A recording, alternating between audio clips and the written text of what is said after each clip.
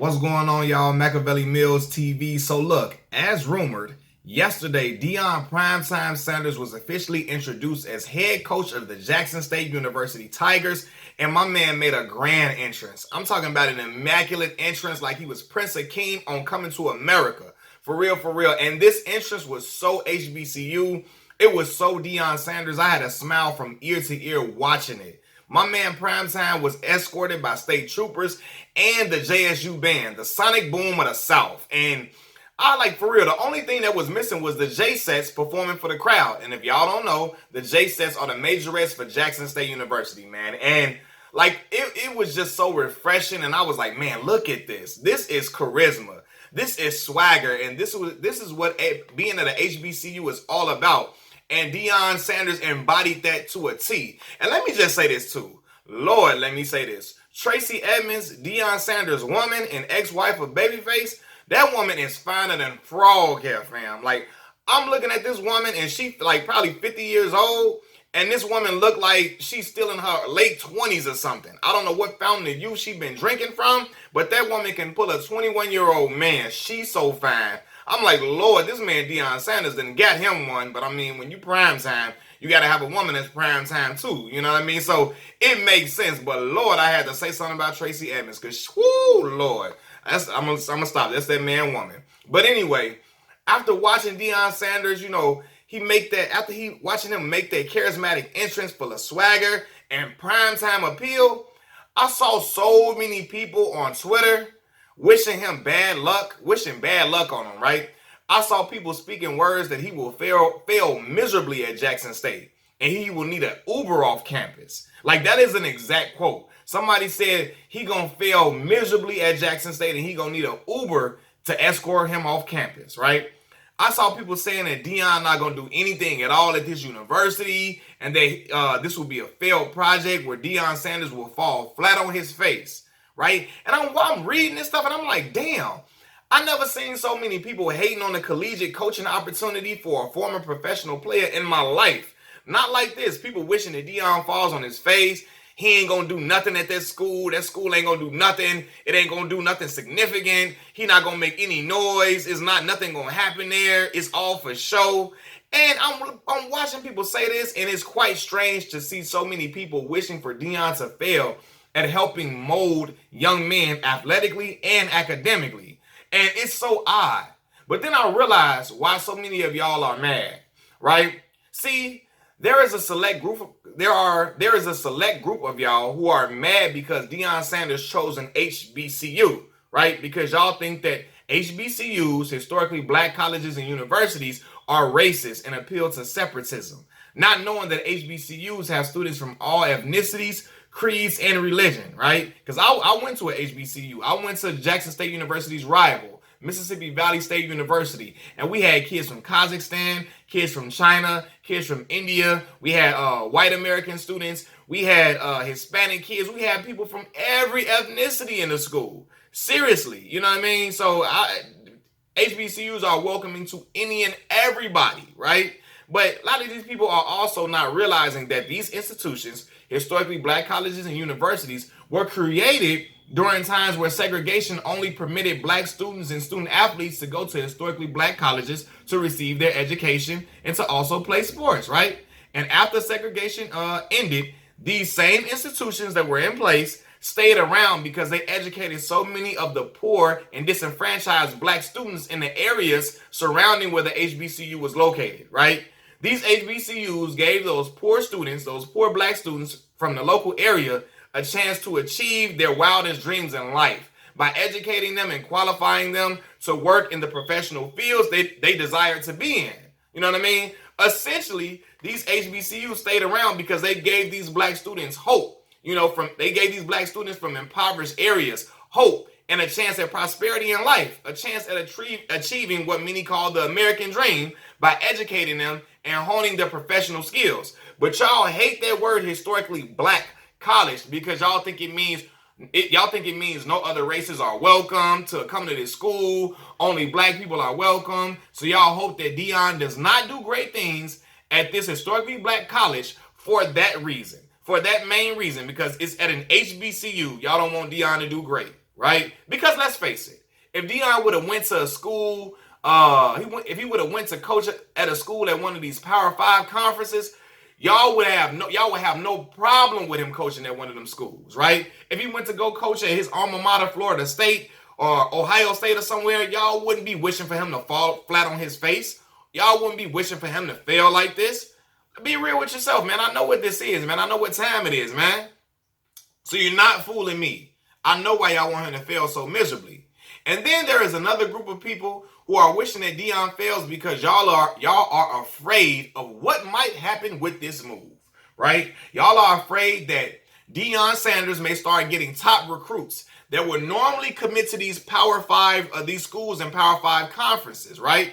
You know, like Deion may start to get these recruits to come to Jackson State and ball out at his program because who wouldn't want to learn football from one of the greatest players to ever do it? Like, Deion is not just a regular former player, a guy that just played in the league for a couple of years and, you know, might have made one Pro Bowl. Like, no, this is a Hall of Famer. This is a surefire Hall of Famer. Like, the greatest player to ever play his position, the greatest defensive back to live, and one of the greatest football players to ever walk the face of the earth. You know what I mean? Like, so who wouldn't want to come play for Deion, especially if you're a defensive player or if you're a defensive back? Why not come to JSU and receive tutelage from the greatest DB to ever breathe oxygen on planet Earth? Why wouldn't you want to do that, right? If Deion starts to get some 4- and 5-star recruits, because I saw yesterday he just offered a 5-star defensive tackle a scholarship to Jackson State, right? If he starts to get those type of players, he will be stealing them from the SEC schools in Mississippi. Y'all know who I'm talking about. Ole Miss, Mississippi State, you know, Lane Kiffin them at the other schools there. And if he will be stealing them from the SEC schools in Mississippi and the other Power 5 conferences across America.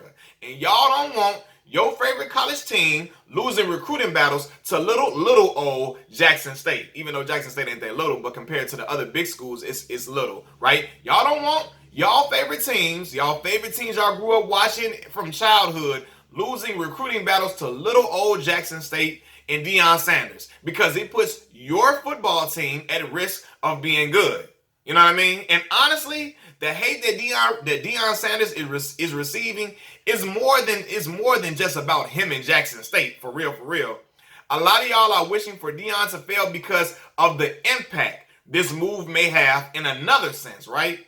Y'all don't want other Hall of Fame, and I'm reading off my notes. Y'all don't want any other Hall of Fame players coming into coaching at HBCUs and having that same pool that Deion Sanders has to take players away from the top programs either, right? Now, I know some of y'all are saying the top players will never come to play at HBCUs, right? They never come to play at Jackson State or Howard or Hampton or Grambling or whatever, right? And while the HBCUs won't be able to get every big recruit, because let's face it, there will be many collegiate athletes who will still go to the Power 5 conference schools to play. You know what I mean? They still gonna go. But listen, a few of those big recruits will be attracted to playing for someone with a profile as big, as enormous as Deion Sanders, with a resume as big as his. Because many of these kids' parents grew up watching Deion on TV. Many of these kids right now, their fathers grew up idolizing Deion in their childhood. That's who they watch. So, of course, they would want to send a kid to go play for Deion Sanders. They believe in Deion Sanders and what he stands for. And Deion was the epitome of excellence. The man played professional baseball as well as football and was great at both of them, right? But he just chose to dedicate all his time to football. You know what I mean? Deion wake up in the morning, excellence just exudes off his body. You know what I mean? And people will be attracted to playing for him because nobody in the coaching ranks, let alone not even just the HBCU coaching ranks, but the coaching ranks in collegiate football at all. Nobody has the resume of Deion Sanders. No head coach does. I'm talking about the status. When I'm talking about, I mean, of course, it's coaches that have a bigger coaching resume. When I'm talking about just nobody that's been that accomplished in their sporting realm has ever coached on the collegiate level. Nobody who is as accomplished as Deion Sanders. Nobody has done it like that. You know what I mean? Deion, he won 2 Super Bowls? You know what I mean? Nobody, and is a surefire, he's a Hall of Famer already. You know what I mean? The greatest to ever play his position. Nobody who is as accomplished as Deion is in coaching right now. So that will matter. That will matter, man. I'm telling y'all, like somebody with that profile coaching will matter. Deion gonna be able to recruit, not only because of his resume, but because of his charisma, his swagger. His charisma and swagger matches a lot of these kids today, and he understands these kids better than a lot of the white coaches do. You know what I mean? I'm just gonna call it what it is. He understands them because he comes from a similar background. He comes from a similar background than these kids. As these kids. He comes from the same type of background, right? While many of the coaches at Power 5 conferences do not. They don't understand these kids. They don't understand their culture. They don't understand where they come from. They don't understand some of their feelings about certain things because it doesn't resonate because they didn't grow up in that same type of environment. Meanwhile, Deion Primetime Sanders has, right? Now look, y'all. Imagine if another Hall of Famer like a Shannon Sharpe he goes to coach at his alma mater, Savannah State University, which is also an HBCU. Think about the effect that will have, y'all. For real. Kids will be lining up and want to come play for Shannon Sharpe, right? And the thing about playing for coaches like Deion and hypothetically Shannon Sharpe, they have connections to the NFL to get great players at their schools seen and looked at by pro teams. You know what I mean? If you're worried that Jackson State won't be able to be on TV enough to get college players on their team the looks from recruiters that they need to get to the NFL. Deion Sanders, he got that pull. Shannon Sharpe, they got that pull, man. Like just imagine if Shannon Sharpe went to go coach at Savannah State. It's people that never seen Shannon play, but they watch Undisputed. They've heard about everything that he's done. They see the charisma. They see the personality. They see the flair. They see the passion that he exudes because Shannon came from the bottom to get to the NFL. And he worked his butt off and still is in tremendous shape to this day. He exemplifies hard work the same way that Deion Sanders does. These kids will love to play for a Hall of Famer that went to the league and Shannon Sharpe won 3 Super Bowls. Deion won 2. They would love to play for these individuals who have the charisma as them, who understand them, who have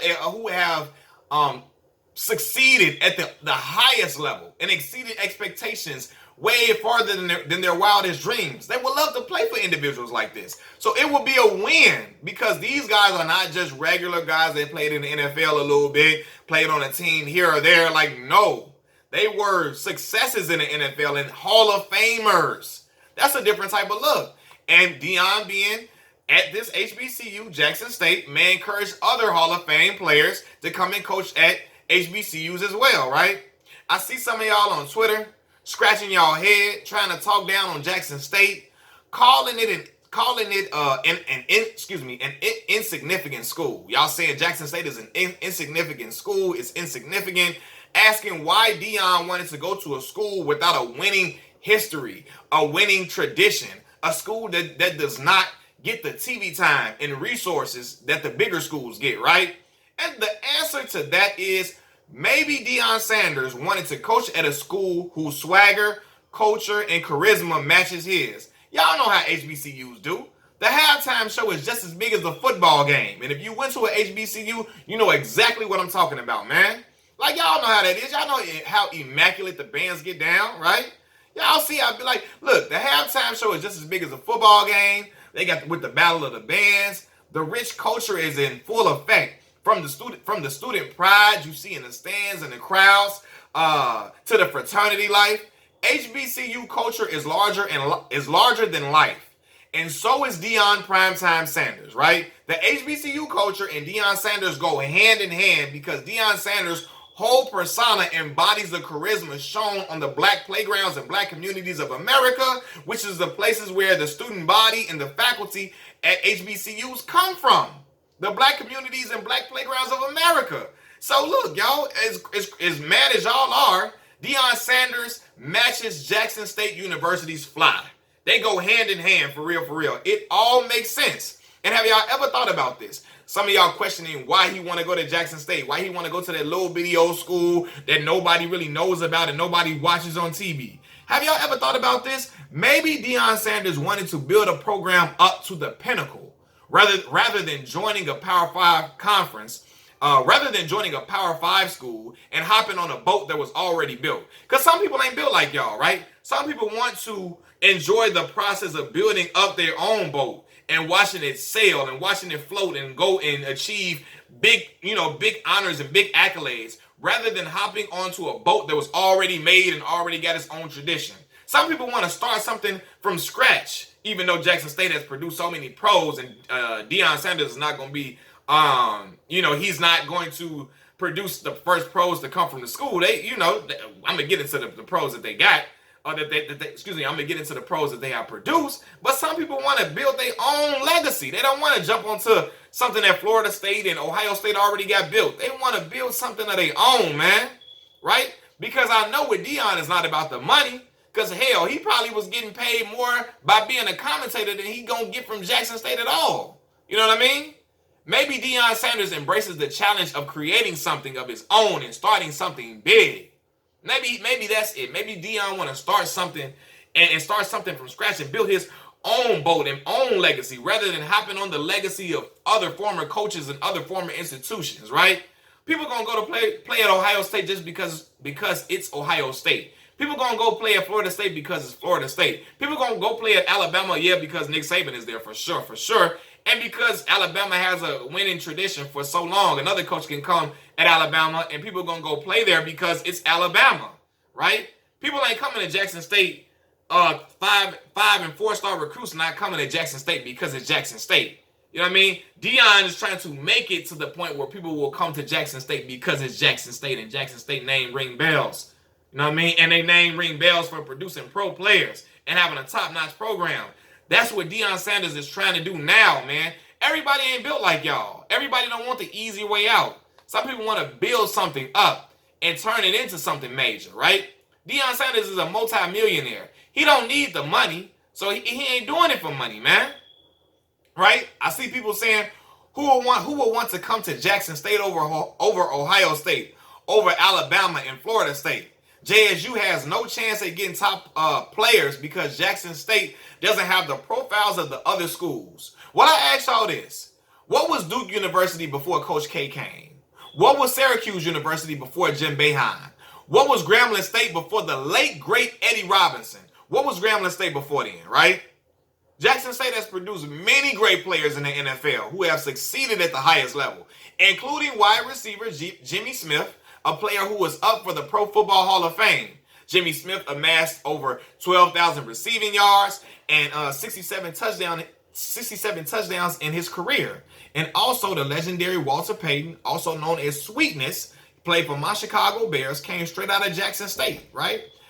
I believe that Deion Sanders can further this tradition and take it to new heights. New heights, you know what I mean? New heights to make Jackson State a household name, and where people gotta say Jackson State when they talking about football and professional players that it has produced, right? And then I saw other people talk about this, right? They brought up, what about the privilege that this is showing? I hope that Stephen A. Smith will talk about the privilege in this, because Stephen A. brought up privilege of Steve Nash being able to coach the Brooklyn Nets right off back without no coaching experience, right? But they looking like, Deion coached in high school. That's for one. He at least coached in high school. Steve Nash had never coached on no level. All he had was a little player development role with the Golden State Warriors. And I'm looking like, who the hell was he developing? Draymond? Because he ain't developing the guards, Clay and Steph, because we already know what they do. They official like a referee with a whistle, right? But Deion at least coached on the high school level, right? But then they want to talk about privilege in this situation. There's not no privilege in this situation for real, except him getting a police escort and all that type of stuff, right? Because Deion is not going to coach at a Power 5 conference. He's coming to coach at an HBCU that does not have the resources that are nowhere near equivalent to an Alabama or an Ohio State or a Florida or a Michigan or, you know what I mean, any of those other schools, or Clemson or nothing like that. He not at one of them schools. He don't have the coaching job in America on his first try. Steve Nash, on the other hand, he was granted a coaching job, the coaching job that most people dream of having. He got it on his first go round. He got a chance to coach for a championship, an NBA championship on his first go round, because he has Kevin Durant and Kyrie Irving. Right now, I'm not mad at Steve Nash, because a lot of pro players like my boy LeBron James gonna get a look like that too. You know what I mean? So, I'm just playing devil's advocate to show you where Stephen A. Smith was coming from when he said it, because Steve Nash didn't just get a coaching job off bat without any coaching experience, and Deion got coaching experience, albeit on the high school level, right? Steve Nash wasn't just getting a coaching job. He got the coaching job, the ultimate job that most people have to work their way up for in ranks to get to.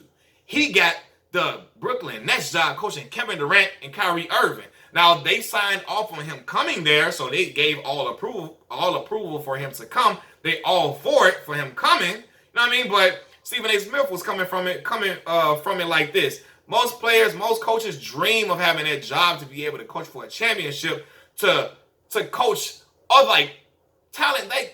Kyrie Irving and Kevin Durant are talent. They are talents that are out of this world. Talents that are so major that they're going to compete for a championship off bat, no matter who's coaching. So it don't matter if anybody can. I can come into that coaching job and know, hey, we at least going to the playoffs. We at least going to get to the conference finals because I got them two guys at the helm with me, running with me. So that's what Stephen A. Smith was saying. This is not no privilege on part of Deion Sanders, because he ain't coaching at his alma mater, FSU, Florida State. He coaching at Jackson State. That does not have the same profile as these big schools, nor the resources. But I tell you one thing, if Deion Sanders is successful and he's able to get all these other guys, these top 4 and 5-star recruits to come to the school, they will eventually get those resources, because as I told y'all in other videos, people are going to come where the top recruits are. I don't care if you at my alma mater, Mississippi Valley State in Itabena, Mississippi. The recruits and the TV networks are going to go air that team play, because they have 4 and 5-star recruits there. They're going to air whoever has the top talent. So if Jackson State got the top talent and Deion Sanders is able to secure them boys to come play for him, they're going to come play for him, right? Then I saw other people making it a big deal, talking about, his entrance is more about himself than about the kids. His introduction was extremely excessive. I thought it was about the kids. Family, I know all them kids that are probably trying to go to Jackson State, kids watching that entrance and loving every minute of it, because it exemplifies, it embodies the swagger that they probably possess themselves. Everybody not going to be Tim Duncan and Derrick Rose when they come into a press conference. Everybody's not going to be stoic. And I love D Rose, that's my boy. I'm not trying to say anything bad about my Chicago brother, but everybody is not going to be stoic and nonchalant. Some people have a real vibrant personalities, a lively personality, and it's going to show. And those kids are going to be attracted to that, right? So all y'all talking about it's more about Deion and the kids. No, it's not. Deion probably going to love these kids. I'm sure he going to love these kids the same way he loves his very own. But he going to bring the swagger to the field that is necessary to get that edge to win. And them kids going to love that and gravitate to it. And I find it funny y'all talking about it's being all about the kids instead of the coaches. When y'all worship the ground that Nick Saban walks on and all these other coaches, y'all worship the ground they walk on like they gods. So cut it out, man. Deion going to make it about these kids. And I think he's going to do a great job at Jackson State University. I wish nothing but the best to Deion Sanders and the Jackson State University Tigers, even though I'm an NBSU Delta Devils. I just hope we beat y'all. I hope NBSU beats y'all, but I hope y'all are successful against everybody else. Congrats to Deion Sanders.